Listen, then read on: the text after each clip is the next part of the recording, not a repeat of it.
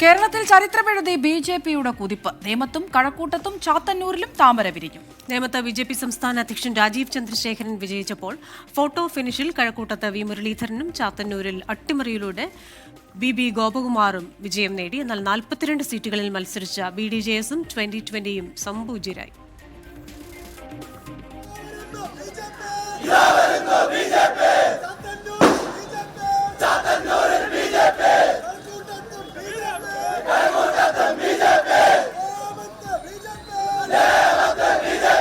പതിനഞ്ച് സീറ്റുകളിൽ മുന്നേറ്റം പ്രതീക്ഷിച്ചെങ്കിലും അരഡസനോളം സീറ്റുകളിൽ വിജയത്തിൽ കുറഞ്ഞൊന്നും BJP ലക്ഷ്യം വെച്ചിരുന്നില്ല.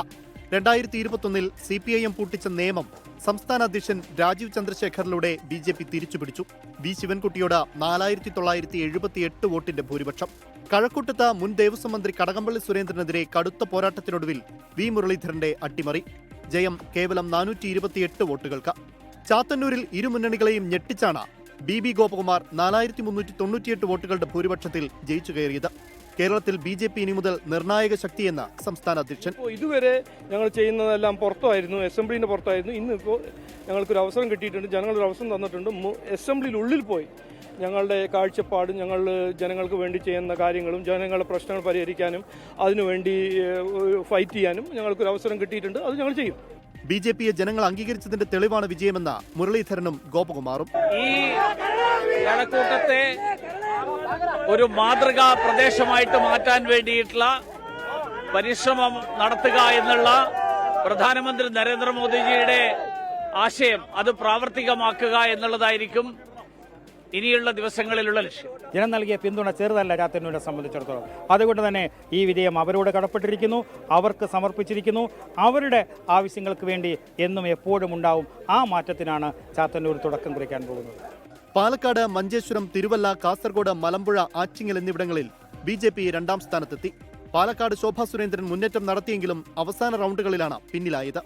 ഏറെ പ്രതീക്ഷ വെച്ചിരുന്ന തൃശൂർ, കാട്ടാക്കട, ആറന്മുള, പൂഞ്ഞാർ, പാല, ഗുരുവായൂർ എന്നിവിടങ്ങളിൽ BJP മൂന്നാം സ്ഥാനത്തായി. തെരഞ്ഞെടുപ്പിന്റെ അവസാന റൗണ്ടിൽ മുന്നണിയിലേക്ക് എത്തിയ 2020 മത്സരിച്ച 19 സീറ്റുകളിലും മൂന്നാം സ്ഥാനത്തേക്ക് പിന്തള്ളപ്പെട്ടു. BDJS-ഉം നിരാശപ്പെടുത്തി.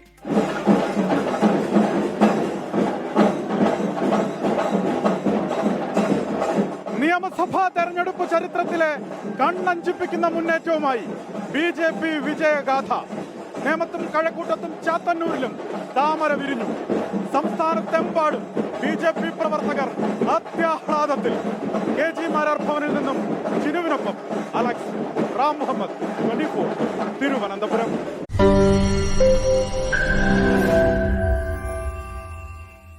ലോകത്തെവിടെയായാലും ഏത് സമയത്തും 24 വാർത്തകളും ഓഗ്മെന്റഡ് റിയാലിറ്റി പാക്കേജുകളും എക്സ്പ്ലെയിനറുകളും വിശദമായി കാണാൻ ഞങ്ങളുടെ YouTube ചാനൽ നിങ്ങൾക്ക് സബ്സ്ക്രൈബ് ചെയ്യാം.